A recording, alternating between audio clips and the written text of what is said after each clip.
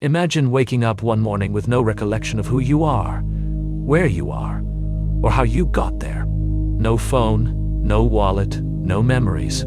Just a blank slate, a fresh start. Would you be terrified? Or would you see it as an opportunity to redefine yourself, to recreate your life from scratch? The truth is, we're all living in a state of perpetual reset, our identities and sense of self constantly shifting like the sands of time. And yet, we're often too caught up in our daily routines, our fear of uncertainty, to notice the subtle yet profound changes that are unfolding within us. Hello there, dear friend, and welcome to this new episode of our spiritual journey together. Today, we're going to explore the idea that our greatest obstacle to growth is not our external circumstances, but our own internal resistance to change. We'll delve into the mysteries of the human psyche and uncover the hidden patterns that prevent us from embracing the unknown, and instead keep us stuck in patterns of thought and behavior that no longer serve us. So, let's embark on this journey of self-discovery and see where it takes us. You know, I remember a friend who, in a moment of great crisis, suddenly realized that their entire sense of identity was constructed on shaky ground. They felt like they were living a life that wasn't truly their own, a life that was dictated by the expectations of others rather than their own desires and passions. And in that moment, they made a conscious decision to dismantle the entire edifice, to tear down the walls that had been built around them, and to start anew. It's a daunting task, isn't it? To confront the parts of ourselves that we've carefully cultivated, to question the assumptions that have guided us thus far, and to seek out a new path that's uncharted and uncertain. But what if that's exactly what's necessary for us to truly grow and evolve as human beings? Think about it. Every great transformation, every revolution, every breakthrough in human history has been born of a willingness to challenge the status quo, to question authority, and to seek out new and innovative solutions. And yet, we often struggle to apply this same principle to our own lives, to our own personal growth and development. We get stuck in our ways, we resist change, and we cling to the familiar, even when it's no longer serving us. Perhaps then, the greatest obstacle to growth is not our external circumstances, but our own internal resistance to change. Perhaps it's the fear of the unknown, the fear of loss, the fear of failure that holds us back from embracing the new and the novel, from exploring the depths of our own potential, and from creating the life we truly desire. When we're faced with the prospect of dismantling our carefully constructed identities, it's natural to feel a sense of unease, a sense of disorientation. It's like being lost in a dense forest with no map to guide us, no familiar landmarks to anchor us. We're forced to confront the unknown, to confront the parts of ourselves that we may have been ignoring or suppressing, and that can be terrifying.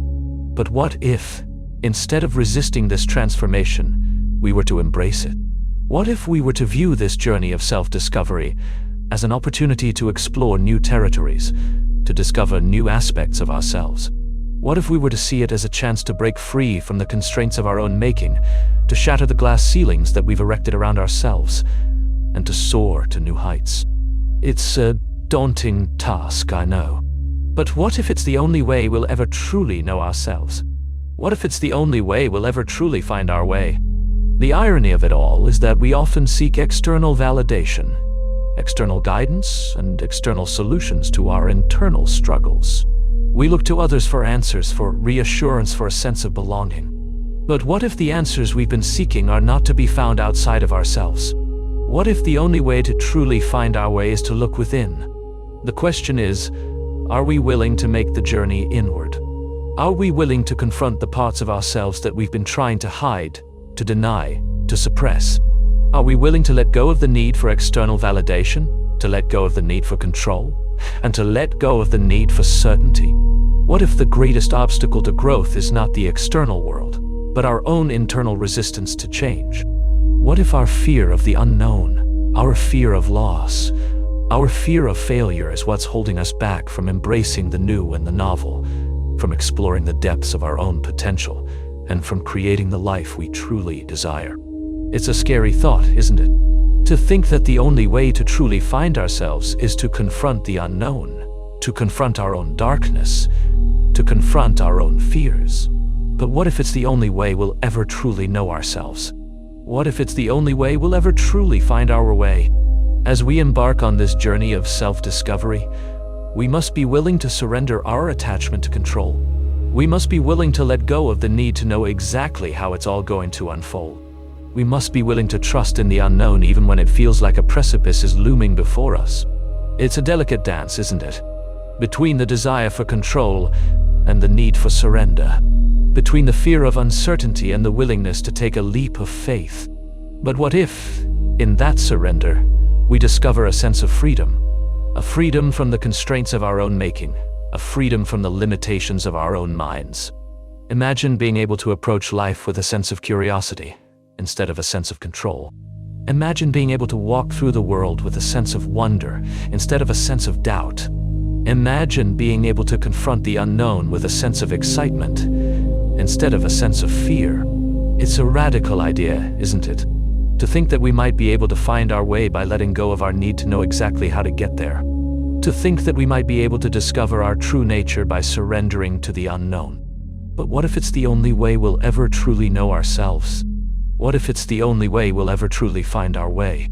As we conclude this journey of self-discovery, I invite you to take a moment to pause and reflect on the idea that the greatest obstacle to growth may be our own internal resistance to change. Let go of any attachment to the need for control, and instead, approach life with a sense of curiosity and wonder. Notice how you feel in this moment as you let go of the need to know exactly how everything will unfold. Feel the freedom that comes with surrendering to the unknown, and allow yourself to be guided by a sense of trust and faith. As you exhale, imagine any remaining tension or resistance melting away, like ice dissolving in the warmth of the sun. Allow yourself to relax and release, knowing that you are exactly where you need to be.